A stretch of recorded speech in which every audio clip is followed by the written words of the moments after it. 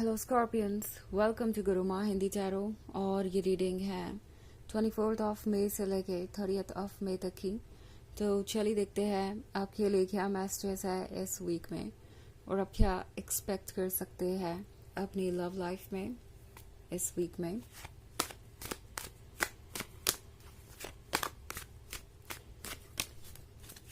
Messages for Scorpions.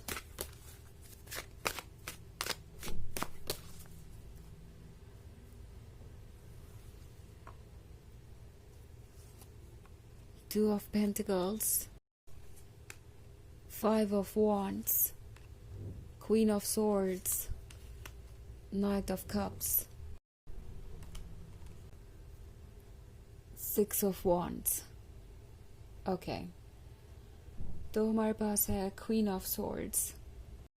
I think आपको कोई बहुत ज़्यादा ज़िद्दी समझता है। इस पर्सन को लगता है जैसे कि आप कोई कॉम्प्रोमाइज़ करना नहीं चाहते, आप किसी भी हालात में एडजस्टमेंट करने को तैयार नहीं है, आप अपने अंदर कुछ भी बदलने को तैयार नहीं है। और इस पर्सन को प्रॉब्लम इस बात से है कि इससे वो अपने लिए चैलेंजेस कम नहीं कर पा रहे। आई थिंक ये पर्सन उम्मीद ये कर रहा था कि अगर आप उनके बातों से अग्री करते हैं या आप उनके पॉइंट ऑफ व्यू को एक्सेप्ट करते हैं तो ऑब्वियसली आपका देखने का तरीका बदल जाएगा। आप उन्हें कम चीज़ों के लिए रिस्पॉन्सिबल ठहराएंगे, आप ज़्यादा से ज़्यादा चीज़ें खुद ही कर लेंगे। और इस पर्सन को ये पॉसिबल होता हुआ अब लग नहीं रहा।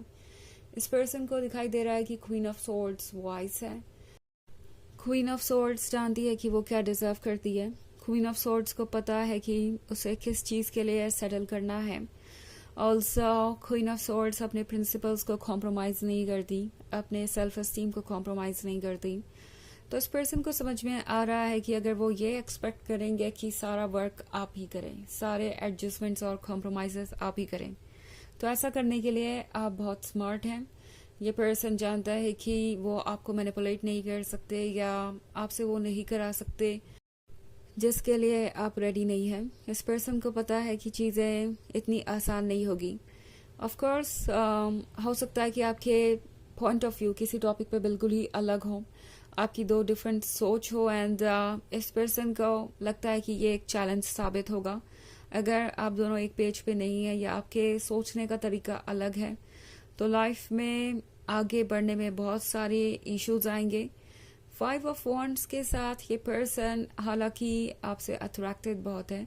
एक तरफ तो आपकी स्ट्रेंथ इन्हें कभी कभी डराती है, दूसरी तरफ आपकी स्ट्रेंथ इन्हें ये भी भरोसा दिलाती है कि आप ही वो लाइफ पार्टनर है जो उनका साथ दे सकते हैं। आप ही वो पर्सन है जो किसी भी हालात में डट कर उनके साथ खड़ा रह सकता है।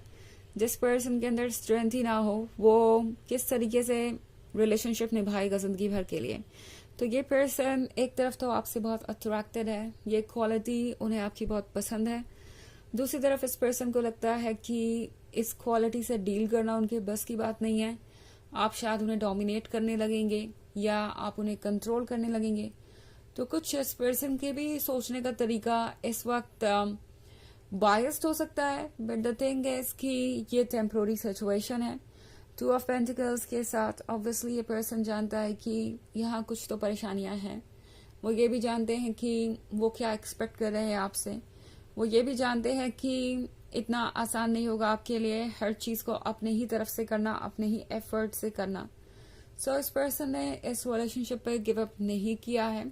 ये पर्सन जानता है कि उन्हें आपकी ज़रूरत है। आपके जैसा ही पर्सन वो ढूंढ रहे थे, आपके जैसा ही पर्सन वो चाहते थे और अब उन्हें यूनिवर्स ने वही पर्सन दे दिया है। तो उस पर्सन से कैसे डील करना है वो इस पर्सन को फिलहाल समझ नहीं आ रहा और ये थोड़े कंफ्यूज हैं। ओके, हालांकि ये एक जनरल रीडिंग है तो ये सबसे रेजोनेट नहीं करेगी, एनर्जी रिवर्स हो सकती है।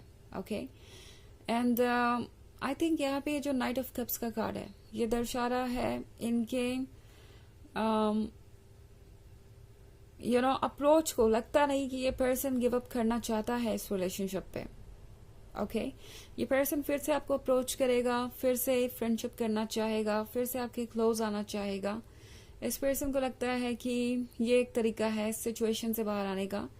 सिक्स ऑफ वॉन्ड्स के साथ इस पर्सन को ये महसूस हो रहा है जैसे कि वो ज़रूर कोई ना कोई रास्ता निकाल लेंगे और इस सिचुएशन को हैंडल कर लेंगे।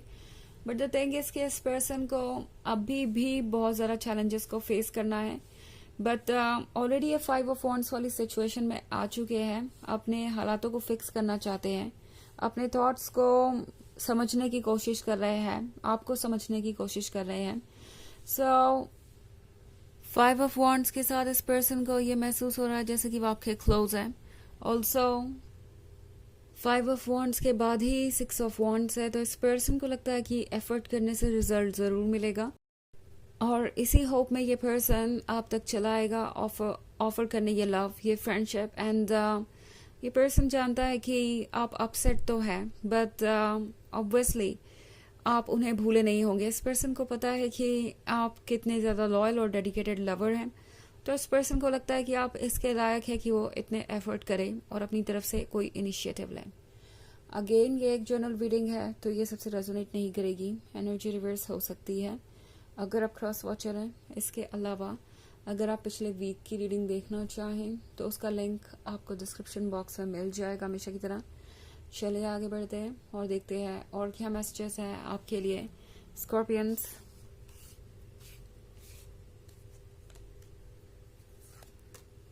Death, ten of pentacles, king of pentacles, queen of cups and the wheel of fortune.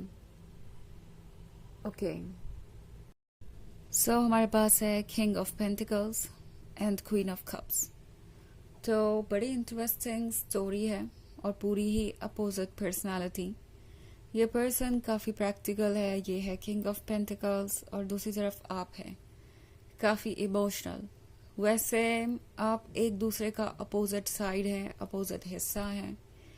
Actually आप मिले ही इसलिए है क्योंकि आप एक दूसरे को कंप्लीट कर सकते हैं। आप दोनों एक दूसरे के लिए स्पिरिचुअली ज़रूरी हैं, आप दोनों एक दूसरे को बैलेंस कर सकते हैं।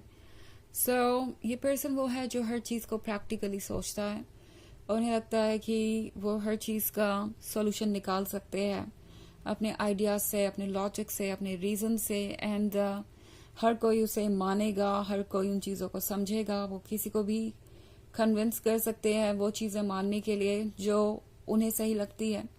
इस पर्सन को अपने इस स्किल पे बहुत भरोसा है। बट द फैक्ट इज कि ये पर्सन काफ़ी घबराया हुआ है। ओके, इन्हें समझ नहीं आ रहा। आपसे मिलने के बाद इस पर्सन को लग रहा है कि इमोशंस कहीं ना कहीं स्ट्रोंगर हो जाते हैं जब आप किसी को चाहने लगते हैं और वो इमोशंस इतने स्ट्रोंग होते हैं कि आपकी रीजनिंग, आपका लॉजिक सब कुछ पीछे छूट जाता है। एंड ये पर्सन फील कर रहा है जैसे वो ट्रांसफॉर्म हो रहे हैं। उनके अंदर आपने इमोशंस एक बहुत ही डिफरेंट तरीके से उन्हें फील करना सिखाया। ओके, ये पर्सन पहले इतने डीपली इमोशंस को फील नहीं करता था, ना उन्हें इतनी इम्पोर्टेंस देता था। ओके, इन्हें लगता था कि ये कोई टेम्पोररी चीज़ है जो ओवर हो ही जाएगी। But I think ten of pentacles के साथ अब ये पर्सन ड्रीम्स देख रहा है। ओके, फ्यूचर के, फैमिली के, शादी के, वो सारे ड्रीम्स जो कोई लवर देख सकता है। तो यहाँ पे डेथ के कार्ड के साथ ये पर्सन ऑब्वियसली फील कर रहा है जैसे कि आप उनके लाइफ में एक चेंज बन के आए हैं, एक फेज उनके लाइफ का एंड हो रहा है आपके आने के साथ और वो एक बेटर पर्सन भी बन रहे हैं। ऑल्सो हमारे पास है व्हील ऑफ फॉर्च्यून।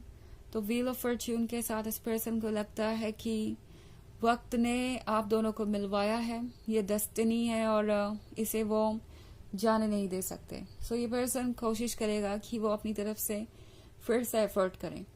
चलिए देखते हैं आपके लिए ऑरेकल मैसेज क्या है। Messages for Scorpions.